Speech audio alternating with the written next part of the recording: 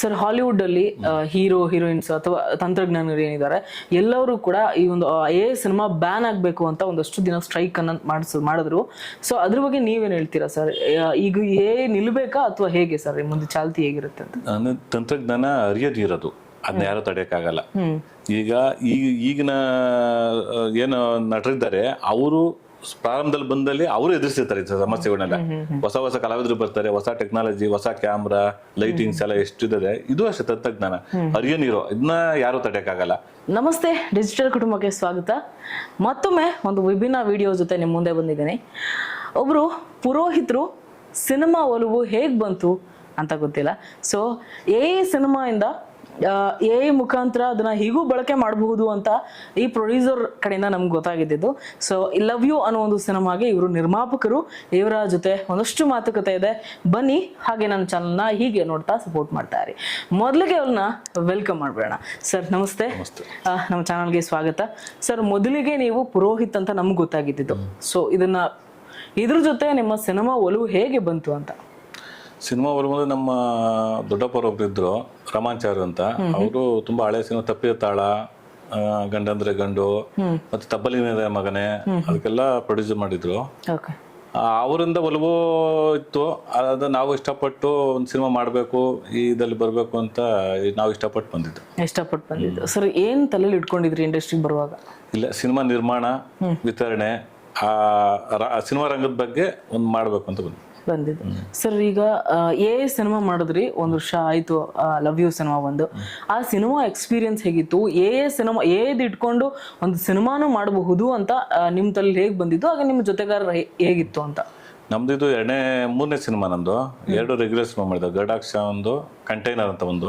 ಗರುಡಾಕ್ಷ ಸಾಮಾಜಿಕ ಚಿತ್ರ, ಮತ್ತೆ ಕಂಟೈನರ್ ಅದು ಒಂದೇ ಒಂದು ಘಟನೆ ಇಟ್ಕೊಂಡು ಅದನ್ನ ಸಿನಿಮಾ ಮಾಡಿದ್ದು. ಕಂಟೈನರ್ ಅಂತ, ಒಬ್ಬ ಕಂಟೈನರ್ ಒಳಗೆ ಒಬ್ಬ ಮನುಷ್ಯ ಒಳಗಡೆ ಹೋಗಿ ಯಾವ ತರ ಆತಂತ.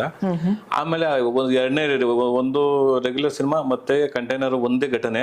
3ನೇ ಸಿನಿಮಾ ಇದಕ್ಕೂ ಮೀರಿ ಏನಾನ ಮಾಡ್ಬೇಕು ಅಂತ ಮಾಡಿದಾಗ ಮಾಡ್ಬೋದು ಆಗ್ತಾನೆ ಸ್ವಲ್ಪ ಅದು ಪ್ರಚಲಿತ ಆಗ್ತಾ ಇತ್ತು. ನಮ್ ನೂತನ್ ಅಂತ ಅವರು ನಮ್ಮ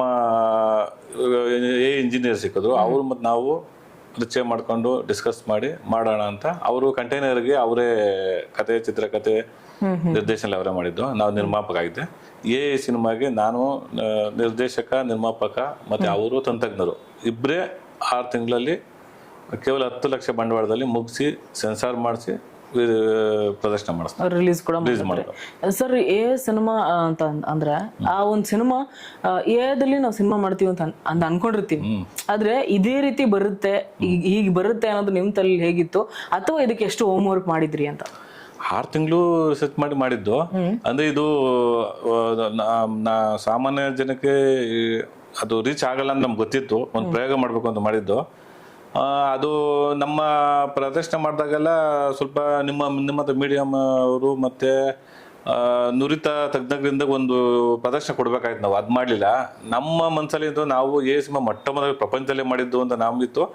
ಬೇರೆ ಯಾರ ರಿಲೀಸ್ ಮಾಡೋ ಮುಂಚೆ ಮಾಡಬೇಕು ಅಂತಿದ್ದು, ಅದಕ್ಕೆ ಮಾಡ್ದೋ. ಈಗ ಒಳ್ಳೆ ರೆಸ್ಪಾನ್ಸ್ ಬರ್ತದೆ. ನೀವೆಲ್ಲ ನಮ್ಮ ಕಾಂಟ್ಯಾಕ್ಟ್ ತಗೊಂಡು ಈಗ ಬಂದು ನಮ್ಮನ್ನ ಸಂದರ್ಶನ ಮಾಡ್ತಾ ಇದ್ದೀರಾ, ಅದು ಸಂತೋಷ ಆಯ್ತು.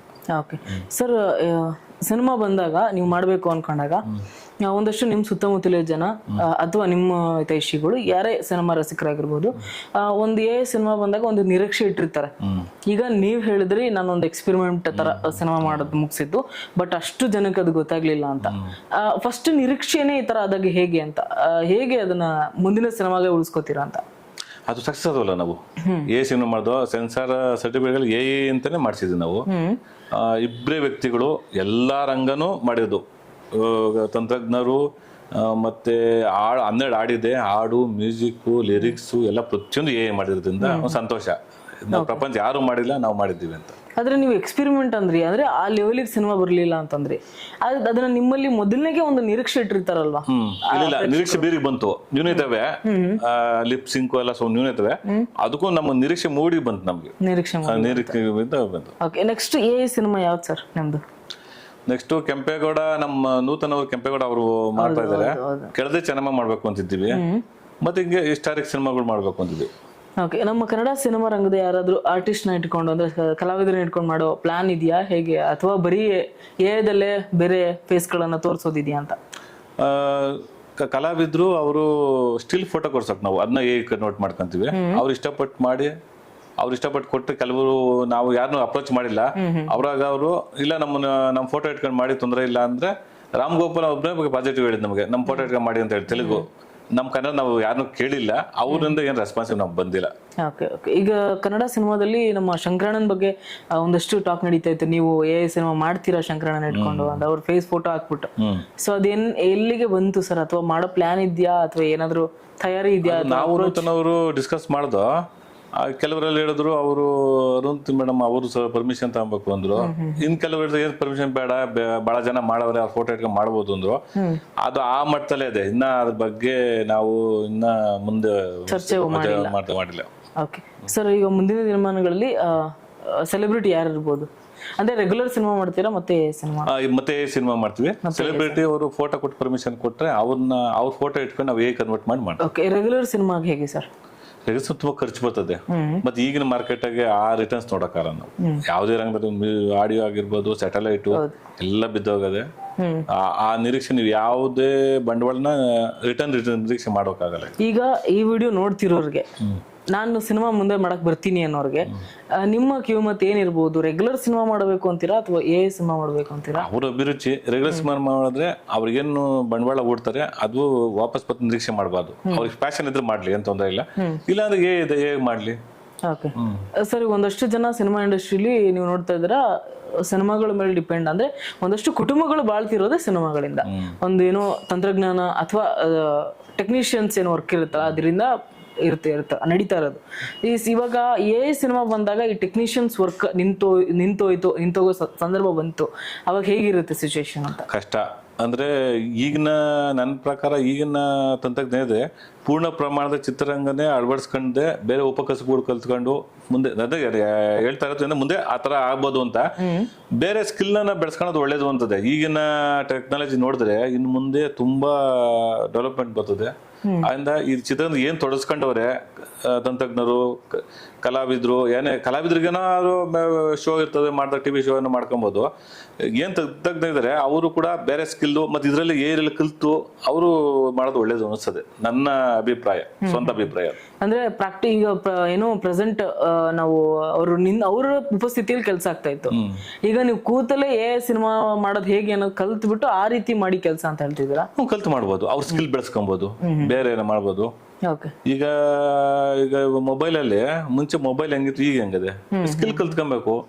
ಇಲ್ಲ ಈಗ ಪೂರ್ಣ ಪ್ರಮಾಣದಲ್ಲಿ ತಂತ್ರಜ್ಞರು ಪೂರ್ಣ ಪ್ರಮಾಣದಲ್ಲಿ ಚಿತ್ರರಂಗನೇ ಅವಲಂಬಿಸಿರೋರು ಇದ್ರಲ್ಲೇ ಕಲ್ತು ಸ್ಕಿಲ್ ಬೆಳೆಸ್ಕೊಳ್ಳೋದು ಒಳ್ಳೇದು ಅಂತ ನನ್ನ ಅಭಿಪ್ರಾಯ. ಮುಂದಿನ ದಿನಮಾನಗಳಲ್ಲಿ ಇದು ಆಗ್ಲಿಲ್ಲ ಅಂದ್ರೆ ಸರ್, ಜಾರಿ ಬರ್ಲಿಲ್ಲ ಸಿನಿಮಾ ಅಂದ್ರೆ? ಇಲ್ಲ, ಈಗ ಕೆಲವು ಸನ್ನಿವೇಶಗಳೆಲ್ಲ ಸೆಲೆಬ್ರಿಟಿ ಸಿನಿಮಾಗಳು ಕೂಡ ಬಳಸ್ತಾ ಇದ್ದಾರೆ. ಕೆಲವು ಕ್ರಿಟಿಕಲ್ ಸನ್ನಿವೇಶಗಳನ್ನ ಇಲ್ಲ ನನ್ನ ಪ್ರಕಾರ ಮುಂದೆ ತುಂಬಾ ಡೆವಲಪ್ ಆಗುತ್ತೆ ಆಗುತ್ತೆ. ಓಕೆ, ನಿಮ್ಮ ಮುಖಾಂತರ ಈಗ ನೆಕ್ಸ್ಟ್ ಬರುವಂತ ಸಿನಿಮಾಗಳು ತುಂಬಾ ರಿಚ್ ಆಗಿರುತ್ತೆ ಅಂತ ಅನ್ಸುತ್ತೆ? ರಿಚ್ ಆಗಿರ್ತದೆ, ಮತ್ತೆ ತಂತ್ರಜ್ಞಾನ ಪೂರಿತವಾಗಿರ್ತದೆ, ಇನ್ನು ಡೆವಲಪ್ ಆಗಿರುವಂತ ನಿಮ್ಗೆ ಸಿಗತ್ತೆ. ಖರ್ಚು ಕಡಿಮೆ ಆದಷ್ಟು ಬಹಳ ಜನ ಬರ್ತಾರೆ ಸಿನಿಮಾಗೆ, ಬಹಳ ಜನ ಪ್ರೊಡ್ಯೂಸ್ ಮಾಡ್ತಾರೆ ಅಂತ. ಈಗ ಒಂದು ಸಿನಿಮಾ ಮಾಡ್ಬೇಕು ಅಂದ್ರೆ ಒಂದು ನಿರೀಕ್ಷೆ ಇಟ್ಕೊಂಡು ಬಂದಿರ್ತಾರೆ ಸರ್, ಎಷ್ಟೋ ಕಲಾವಿದರಾಗಿರ್ಬೋದು, ಎಷ್ಟೋ ಜನ. ಅವರಿಗೆ ಸಡನ್ ಆಗಿ ಸಿನಿಮಾ ಮಾಡ್ತಿದ್ದೀನಿ ಅಂತ ಅಂದಾಗ ಹೇಗಿರುತ್ತೆ ಸರ್? ಅಂದ್ರೆ ಜೀವನನ ಅಥವಾ ಹೇಗೆ ಅಂತ? ಕಲಾವಿದರಿಗೆ ತೊಂದರೆ ಇಲ್ಲ. ಕಲಾವಿದರು ಅವ್ರು ಆಕ್ಷನ್ ಮಾಡಂಗಿಲ್ವಲ್ಲ, ಫೋಟೋ ಕೊಟ್ರೆ ಅವರೇ ಅಭಿನಯಿಸ್ದಂಗಿರ್ತದೆ. ತಂತ್ರಜ್ಞರು ನಾನು ಹೇಳ್ದಂಗೆ ಸ್ವಲ್ಪ ಅದರಲ್ಲೇ ಸ್ವಲ್ಪ ಡೆವಲಪ್ಮೆಂಟ್ ಮಾಡಿ ಸ್ಕಿಲ್ ಬೆಳೆಸ್ಕೊಂಡು ತಿರ್ಗಾ ಮಾಡೋ ಸಿನಿಮಾ 5 ಸಿನಿಮಾ ಮಾಡ್ಲಿ, ಏನ್ ತೊಂದರೆ ಇಲ್ವಲ್ಲ. ಆಮೇಲೆ ಪ್ರದರ್ಶನ ಅಷ್ಟೇ. ಈಗೆಲ್ಲ ಮೊಬೈಲಲ್ಲೇ ಈಗೆಲ್ಲ ವೆಬ್ ಸೀರೀಸ್ ಹೋಗೋ ಕಾಲ ಬಂದ್ಬಿಡ್ತು. ಎಲ್ಲ ವರ್ಟಿಕಲ್ ಸಿನಿಮಾ 20 ನಿಮಿಷ 10 ನಿಮಿಷ ಕಾಲಕ್ಕೂ ಬಂದ್ಬಿಟ್ಟದ. ಈಗ ಮುಂದೆ ಇದೇ ಬೆಳವಣಿಗೆ ಆಗ್ಬೋದು ಅಂತ ನನ್ನ ಅಭಿಪ್ರಾಯ. ಸರ್, ನನ್ನ ಒಪಿನಿಯನ್, ನೀವು ಬಿಗಿನಿಂಗ್ ಬಂದಾಗ ಮಾಡೋದಂತ ಸಿನಿಮಾ ಇದೆಯಲ್ವಾ, ಅದಕ್ಕಿಂತ ನೀವು ಒಂದ್ ಸ್ವಲ್ಪ ಟೈಮ್ ಕೊಟ್ಟು ಇನ್ನೂ ಒಂದಷ್ಟು ಚೆನ್ನಾಗಿ ಅಪ್ಗ್ರೇಡ್ ಆದ್ಮೇಲೆ ಮಾಡಬಹುದಿತ್ತು ಆತರ ಏನ್ ತಲೆ ಬರ್ಲಿಲ್ವಾ ಅಂತ ನಿಮ್ಗೆ? ಇಲ್ಲ, ನಮ್ದು ಪೂರ್ಣ ಪ್ರಮಾಣ ಮಾಡ್ಬಿಟ್ಟಿದ್ದೋ, ಮುಗಿಸ್ಬಿಟ್ಟಿದ್ದೋ, ಯಾವ ಸಂಖ್ಯೆ ಕೊಡ್ಬೇಕು ಅಂತ ಅದನ್ನು ನ್ಯೂನತೆಗಳವೆ, ಲೋಪಗಳವೆ ನೋಡಿದ್ರೆ ನಿಮ್ಗೆ ಅರ್ಥ ಆಗ್ತದೆ ಇದು ತುಂಬಾ ತಪ್ಪದೆ ಅಂತ. ತಪ್ಪು ಇರ್ಲಿ ಅಂತಾನೆ ಮಾಡಿದ್ದು. ತಪ್ಪು ಅರ್ಥ ಆಗ್ಲಿ ಅಂತಾನೆ ಮಾಡಿದ್ದು, ನಾವು ತಪ್ಪು ಮಾಡಿದ್ದೀವಿ ಅಂತ ಗೊತ್ತಾಗ್ಲಿ ಅಂತಾನೆ ಮಾಡಿದ್ದು. ಅಕ್ಯುರೇಟ್ ಮಾಡ್ಬೇಕಂತ ಬೇಕಾದ್ರೆ ನಾವು ವಾಯ್ಸ್ ಡಬ್ ನ ಬೇರೆ ಕಲಾವಿದರ ಕಡೆಯಿಂದ ಮಾಡಿಸ್ಬೋಯ್ತು. ನಾವ್ ವಾಯ್ಸ್ ಡಬ್ಬೇ ಮಾಡಿದ್ವಿ, ಪ್ರತಿಯೊಂದು ವಾಯ್ಸ್ ಪ್ರತಿಯೊಂದು ಏನೇ ಮಾಡಿದ್ವಿ. ಆಮೇಲೆ ನಮ್ಮ ಇವ್ರು ನಮ್ಮ ನೂತನ ಹೇಳಿದ್ರು, ಇಲ್ಲ ವಾಯ್ಸ್ ಒಂದು ಡಬ್ ಮಾಡಿಸ್ಬಿಡೋಣ ಕಲಾವಿದರ ಕೈಲಿಂದ. ನಾನು ಬೇಡ ಅಂದೆ. ಹಾಗಾದ್ರೆ ಹೆಂಗೆ ಎಷ್ಟೇ ಇದ್ರಲ್ಲಿ ಬಂದ್ರು ನ್ಯೂನತೆ ಇರ್ಲಿ, ಪರಿಪೂರ್ಣವಾಗಿ ಏನ್ ಇರ್ಲಿ ಅಂತಾನೆ ಮಾಡಿಸಿದ್ದು. ಒಂದು ಔಟ್ಪುಟ್ ಹಿಂಗ್ ಬಂದಿದೆ. ನೆಕ್ಸ್ಟ್ ಅದನ್ನೆಲ್ಲ ಸರಿ ಹೋಗುತ್ತಾ ಸರ್? ಇಲ್ಲಿ ತುಂಬಾ ಟೆಕ್ನಾಲಜಿ ಬಂದಿದೆ. ನಿಮ್ಗೆ ವಾಯ್ಸ್ ಮಾಡಲೇಷನ್ ಎಲ್ಲ ಚೆನ್ನಾಗ್ ಬಂದದ್ದು ಈಗ. ಹಾಡು, ಮ್ಯೂಸಿಕ್, ಬ್ಯಾಕ್ ಗ್ರೌಂಡ್, ಸೀನ್ರಿ ತುಂಬಾ ಚೆನ್ನಾಗ್ ಬಂದದ್ದು ಈಗ. ಈಗ ಅದನ್ನ ಏನ್ ಎಕ್ಸ್ಪೆರಿಮೆಂಟ್ ಆಗಿದೆಯಲ್ಲ ಅದನ್ನ ಮತ್ತೆ ರಿಪೀಟ್ ಆಗಲ್ಲ ಅಂತೀರಾ? ಏನ್ ಎಕ್ಸ್ಪೆರಿಮೆಂಟ್ ಆಗಿದೆ ಅದಕ್ಕೆ 10 ಚೆನ್ನಾಗ್ ಬರ್ತದೆ ಈಗ. ಚೆನ್ನಾಗ್ ಬರುತ್ತೆ. ಓಕೆ ಸರ್, ಸಿನಿಮಾ ಇಂಡಸ್ಟ್ರಿಗೆ ಬರಬೇಕು ಅಂತ ನೀವು ಅನ್ಕೊಂಡಾಗ ನಿಮ್ಮ ಫ್ಯಾಮಿಲಿ ರಿಯಾಕ್ಷನ್ ಹೇಗಿತ್ತು ಅಂತ? ಈಗ ಮೇಡಮ್ ಆಗಿರ್ಬೋದು, ನಮ್ಮ ಪ್ಯಾಷನ್ ಅವರು ಒಪ್ಪಿಗೆ ಕೊಟ್ಟು, ಅಂದ್ರೆ ನಾವು ಹಂತವಾಗಿ ಮಾಡಿದ್ದು. ಫಸ್ಟು ಕಲಾವಿದ ಇದು ಫಸ್ಟ್ ನಾವು ಏನು ಒಂದು ವಾಣಿಜ್ಯ ಮಂಡಳಿ ಮೆಂಬರ್ಶಿಪ್ ತಗೊಂಡು ಎಲ್ಲ ಜನ ಕೇಳಿ ಆದಷ್ಟು ಕಡಿಮೆ ಖರ್ಚಲ್ಲಿ ಮಾಡ್ಬೇಕು ಅಂತಾನೆ ಮಾಡಿದ್ದು. ನಾವ್ ಏನೇ ಮಾಡಿದ್ರು ಕಡಿಮೆ ಖರ್ಚಲ್ಲಿ ಮಾಡ್ಬೇಕು. ಇದು ನಮ್ಮ ಮನೇಲಿ ಶೂಟಿಂಗ್ ಮಾಡಿದ್ದು. ಈ ಮನೆ ಏನದೆ ಗಡಾಕ್ಷ, ಈ ಮನೆ ಪೂರ್ತಿ ನಮ್ಮ ಮನೆ ಮಾಡಿದ್ದು, ನಮ್ಮ ಅಣ್ಣವ್ರ ಮನೆ, ನಮ್ಮ ಸುತ್ತಮುತ್ತ ಏರಿಯಾ, ಒಂದು ಲೊಕೇಶನ್ ಆ ತರ ನೋಡ್ಕೊಂಡು ಕಡಿಮೆ ಖರ್ಚು ಮಾಡ್ಕೊಂಡೇ ಮಾಡಿದ್ದು. ಒಂದು ಪ್ಯಾಷನ್ ಮಾಡಿದ್ದು. ಅದು ನಾವು ಫಸ್ಟ್ ಅಟೆಂಪ್ಟು ಸಿನಿಮಾ ಮಾಡಿ ಸೆನ್ಸಾರ್ ಮಾಡಿಸಿ ರಿಲೀಸ್ ಮಾಡುವಲ್ಲ, ಅದೇ ಸಂತೋಷ ನಮ್ಗೆ. ಫ್ಯಾಮಿಲಿನೂ ಅಷ್ಟು ಖುಷಿಪಟ್ಟು. ಓಕೆ ಸರ್, ಹಾಲಿವುಡ್ ಅಲ್ಲಿ ಹೀರೋ ಹೀರೋಯಿನ್ಸ್ ಅಥವಾ ತಂತ್ರಜ್ಞಾನರು ಏನಿದ್ದಾರೆ ಎಲ್ಲರೂ ಕೂಡ ಈ ಒಂದು ಸಿನಿಮಾ ಬ್ಯಾನ್ ಆಗ್ಬೇಕು ಅಂತ ಒಂದಷ್ಟು ದಿನ ಸ್ಟ್ರೈಕ್ ಅನ್ನ ಮಾಡಿದ್ರು. ಸೊ ಅದ್ರ ಬಗ್ಗೆ ನೀವೇನ್ ಹೇಳ್ತೀರಾ ಸರ್? ಈಗ ನಿಲ್ಬೇಕಾ ಅಥವಾ ಹೇಗೆ ಸರ್ ಮುಂದೆ ಚಾಲ್ತಿ ಹೇಗಿರುತ್ತೆ ಅಂತ? ತಂತ್ರಜ್ಞಾನ ಅರಿಯದಿರೋದು, ಅದನ್ನ ಯಾರು ತಡೆಯಕ್ಕಾಗಲ್ಲ. ಈಗಿನ ಏನು ನಟರಿದ್ದಾರೆ ಅವರು ಪ್ರಾರಂಭದಲ್ಲಿ ಬಂದಲ್ಲಿ ಅವರು ಎದುರಿಸಿರ್ತಾರೆ ಸಮಸ್ಯೆಗಳನ್ನೆಲ್ಲ. ಹೊಸ ಕಲಾವಿದರು ಬರ್ತಾರೆ, ಹೊಸ ಟೆಕ್ನಾಲಜಿ, ಹೊಸ ಕ್ಯಾಮ್ರಾ, ಲೈಟಿಂಗ್ಸ್ ಎಲ್ಲ ಎಷ್ಟಿದೆ. ಇದು ಅಷ್ಟೇ ತಂತ್ರಜ್ಞಾನ ಅರಿಯ ನೀರು, ಇದನ್ನ ಯಾರು ತಡೆಯಕ್ಕಾಗಲ್ಲ. ಅಂದ್ರೆ ಈಗ ನಟಕರು ನಟರೊಬ್ರು ನಾವು ಹೇಗೆ ಸಪೋರ್ಟ್ ಮಾಡಲ್ಲ, ನಾವು ಬರಲ್ಲ ಅಂತಾರೆ. ಈಗ ನಾನು ಹೋಗಿ ಕೇಳ್ತೀನಿ, ಅವರು ಬರ ಅಂದ್ರೆ ಈಗ ನಾನು ಫೋಟೋನ ಹಾಕೊಂಡ್ಬಿಡ್ತೀನಿ. ನಾನು ಬಂಡವಾಳ ನನ್ನ ಇದು ಅಂದ್ರೆ ನಾನೇ ಹಾಕಂತೀನಿ. ಫೇಲ್ ಆಗ್ಬೋದು, 1 ಫೇಲ್ ಆಗ್ಬೋದು, 2 ಫೇಲ್ ಆಗ್ಬೋದು, 3 ಫೇಲ್ ಆಗ್ಬೋದು. ಅಂದ್ರೆ ತಂತ್ರಜ್ಞಾನ ಅಲ್ವಾ, ಇದು ನಿರಂತರ ನಡೀತಾ ಇರ್ತದೆ. ಅದು ಈಗ ಮುಂಚೆ ಇತ್ತು ಈ ತರ. ಈಗ ಅವ್ರ ಸಿನಿಮಾದಲ್ಲೇ ಕೆಲವು ಸನ್ನಿವೇಶಗಳನ್ನ ಬಳಸ್ತಾ ಇದ್ದಾರೆ. ಅದೇ ಅವರು ತಂತ್ರಜ್ಞಾನ ಅರ್ಥ ಮಾಡ್ಕೊಂತಾರೆ ಅಂತ ನಾನು ಅನ್ಸುತ್ತೆ. ಫುಲ್ ಫ್ಲೆಡ್ಜ್ ಆಗಿ ಬಂದ್ಬಿಟ್ರೆ ಹೇಗೆ ಅನ್ನೋದು ಅವ್ರ ತಲೆ ಇರ್ಬೋದಾ, ಓಡ್ತಿರ್ಬೋದಾ ಅಂತ. ನಿಜ, ತಂತ್ರಜ್ಞರು ಅದೇನು ಅವ್ರ ಬದುಕನ್ನ ಇದ್ರಲ್ಲೇ ಕಟ್ಕೊಂಡ್ಬಿಟ್ಟಿರ್ತಾರೆ ಪಾಪ. ಅವ್ರ ತೊಂದರೆ ಆತ ನಿಜ. ಅದು ಅಂದ್ರೆ ಪೂರ್ಣ ಪ್ರಮಾಣದಲ್ಲಿ ಬರ್ದಿದ್ರು ಈಗ ಕೆಲವು ನಟರೆಲ್ಲ ರೆಗ್ಯುಲರ್ ಸಿನಿಮಾ ಏನದೆ ಸಾಂಪ್ರದಾಯಿಕ ಸಿನಿಮಾಕ್ಕೆ ಒಲವು ತೋರಿಸ್ತಾ ಇದ್ದಾರೆ. ಇನ್ನ ಆ ಮೂಮೆಂಟ್ ಬಂದಿಲ್ಲ ಅವರು. ಅಂದ್ರೆ ಅವರು ಪೋಷಕ ನಟರು, ತಂತ್ರಜ್ಞರಿಗೆ ಸ್ವಲ್ಪ ಅವರಿಂದ ಒಂದು ಉಪಯೋಗ ಆಗಲಿ ಅಂತಾನೆ ಅವರು ಸಪೋರ್ಟ್ ಮಾಡ್ತಾ ಇದ್ದಾರೆ. ಮುಂದೆ ಅವರು ಹೇಗೆ ಕೆಲವು ಸನ್ನಿವೇಶ ಬರ್ತದೆ, ಕೆಲವು ಚಿತ್ರೀಕರಣಗಳು ಬರ್ತವೆ, ಬರ್ತಾ ಏನೇ ಆವರಿಸ್ಬಿಡ್ಬೋದು ಅಂತ ನಮ್ಗೊಂದು ಅನುಮಾನ ಇರ್ತದೆ. ಈಗ ಅಲ್ಲಿ ಏನಾಯ್ತಲ್ವಾ, ಅದು ಒಂದ್ ಕಡೆ ಇಟ್ರೆ, ಈಗ ಕನ್ನಡ ಸಿನಿಮಾ ರಂಗದಲ್ಲಿ ಬಳಸ್ಕೊಂಡು ಒಂದಷ್ಟು ನಮ್ಮ ನಟಿಯರನ್ನ ಒಂದು ಅಸಭ್ಯ ರೀತಿಯಲ್ಲಿ ತೋರಿಸೋದಂಥದ್ದು, ಈಗ ಕೆಟ್ಟ ರೀತಿಯಲ್ಲಿ ಬಳಸುವಂಥದ್ದು ನಡೀತಾ ಇದೆ ಸರ್. ಅದ್ರ ಬಗ್ಗೆ ನೀವು ಏನಾದ್ರು ಹೇಳೋದಾದ್ರೆ, ಯಾಕಂದ್ರೆ ಸಿನಿಮಾ ನೀವು ಮಾಡಿರೋದ್ರಿಂದ ಅದು ಸಣ್ಣ ಪುಟ್ಟ ರೀಲ್ಸು ಮತ್ತೆ ಮಾಡ್ತಾರೆ ನಿಜ. ಅದು ಅಂದ್ರೆ ಈಗ ನಾನು ಸಿನಿಮಾ ಮಾಡ್ತೀನಿ, ನನ್ನ ಹೆಸರು ಹಾಕ್ತೀನಲ್ಲ, ನಮ್ಮ ಬ್ಯಾನರ್ ಹೆಸರು ಹಾಕ್ತಿವಿ. ಇವ್ರು ಮಾಡಕ್ಕಾಗಲ್ಲ. ಸಣ್ಣ ಪುಟ್ಟ ರೀಲ್ಸು ಈ ಸಣ್ಣ ಪಟ್ಟು ಕುಟ್ಕೊಂಡು ಅವರು ಮಾಡ್ಬೋದು. ಬೇರೆ ಪೂರ್ಣ ಪ್ರಮಾಣದಲ್ಲಿ ಅಂತ ಹೆಣ್ಮಕ್ಳಿಗೆ ಅವಹೇಳನ ಆಗೋದು, ಅವು ತೊಂದರೆ ಆಗೋಷ್ಟು ಆಗಲ್ಲ ಅಂತ ನನ್ನ ಅಭಿಪ್ರಾಯ. ಸರ್, ಈಗ ಮೊನ್ನೆಷ್ಟೇ ಸ್ಯಾಂಡಲ್ವುಡ್ ಅಲ್ಲಿ ಒಬ್ರು ನಟಿಯರ ಬಗ್ಗೆ ಕೂಡ ಒಂದು ರೀಸೆಂಟ್ ಫೋಟೋ ಒಂದು ಹರಿದಾಡ್ತಾ ಇತ್ತು, ಈ ತರ ಆಗಿದೆ, AI ಬಳಸಿ ಮಾಡಿದ್ದಾರೆ ಅಂತ. ಅದ್ರ ಬಗ್ಗೆ ಅವರು ಧ್ವನಿ ಎತ್ತಿದ್ರು. ಸೊ ನೀವು ಹೇಳೋದಾದ್ರೆ ಈಗೆಲ್ಲ ನಡೀತಾ ಇದೆಯಲ್ಲ, ಇದನ್ನ ಹೇಗೆ ತಡೆಗಟ್ಟೋದು ಅಂತ? ಅವ್ರು ಯಾರ ಕಿಡಿಗೇಳಿ ಮಾಡ್ತಾರೆ. ಈಗ ಸೈಬರ್ ಕಾನೂನು ಅದೇ, ಅದ್ರ ಬಗ್ಗೆ ಅವರು ಕಂಪ್ಲೇಂಟ್ ಕೊಡ್ತಾರೆ, ಅದ್ರ ಬಗ್ಗೆ ಕ್ರಮ ಜರುಗಿಸ್ತಾರೆ. ಮತ್ತೆ ಇದು ಫೇಕ್ ID ಅಂತ ಮಾಡ್ತಾರೆ. ಈಗೆಲ್ಲ ಮೆಟಾ ಅಂತ ಬಂದದೆ, ಅವ್ರು ಒಂದು ಫೋಟೋ ಕೊಟ್ಟು ಅದೇ ಜನರೇಟ್ ಮಾಡ್ತದೆ. ಇದೆಲ್ಲ ಸಹಜನೇ, ನಿರಂತರವಾಗಿ ಸಹಜ ಇದ್ದಿದೆ. ಇದು ಏನು ಮಾಡಕ್, ಅದು ಒಂದು ಬಲವಾದ ಕಾನೂನುಗಳು ಬರ್ತವೆ. ಮುಂದೆ ಸರ್ಕಾರ ಕಡೆಯಿಂದನೂ ಕಾನೂನು ಬಂದು ಅದೆಲ್ಲ ನಿಗ್ರಹಿಸ್ತಾರೆ ಅಂತ ನಮ್ಮ ಆಸೆ. ಓಕೆ, ನೋಡಿದ್ರಲ್ಲ ಇಷ್ಟೊತ್ತು ಯಾವ ರೀತಿ ಬಳಕೆ ಮಾಡಬಹುದು, ಹಾಗೆ ಸಿನಿಮಾ ಮುಖಾಂತರ ಒಂದು ಸಿನಿಮಾನೇ ನಾವು ನಿರ್ಮಾಣ ಮಾಡಬಹುದು ಅನ್ನೋದಕ್ಕೆ ನನ್ನ ಪಕ್ಕದಲ್ಲಿ ಕೂತಿದ್ದಾರೆ ಸಾಕ್ಷಿಯಾಗಿ. ಆ ಸಿನಿಮಾವನ್ನ ಒಂದು ಟ್ರಯಲ್ ಎರರ್ ಅಂತಾನೆ ಅನ್ಕೊಳ್ಳಿ ಮಾಡಿದ್ದಾರೆ. ಈಗ ನೆಕ್ಸ್ಟ್ ಬರುವಂತಹ ಸಿನಿಮಾ ತುಂಬ ಚೆನ್ನಾಗಿ ಬರುತ್ತೆ. ಅದನ್ನ ನಿರೀಕ್ಷೆ ಅವರೇ ಇಲ್ಲಿ ಹುಟ್ಟಿಸಿದ್ರು. ಸೊ ಮುಂದೆ ನೋಡೋಣ, ಕಾದು ನೋಡೋಣ ಅವ್ರ ಮುಂದಿನ ಸಿನಿಮಾ ಹೇಗಿರುತ್ತೆ ಅಂತ. ಅಲ್ಲಿವರೆಗೂ ನೀವು ನನ್ನ ಚಾನಲ್ ನೋಡ್ತಾ ಇರಿ, ಸಪೋರ್ಟ್ ಮಾಡ್ತಾ ಇರಿ. ನಮಸ್ಕಾರ. ನಿಮಗೂ ನಿಮ್ಮ ಚಾನಲ್ಗೂ ಒಳ್ಳೇದಾಗಲಿ. ಮತ್ತು ನಮ್ಮನ್ನು ಅಷ್ಟು ಜನ ಹುಡ್ಕೊಂಬಂದು ನೀವೇ ಸಂದರ್ಶನ ಮಾಡಿದ್ದೀರಾ, ನಿಮ್ಗೆ ಒಳ್ಳೇದಾಗಲಿ ಅಂತ ನಾನು ದೇವರಲ್ಲಿ ಪ್ರಾರ್ಥನೆ. Okay, thank you sir. Okay.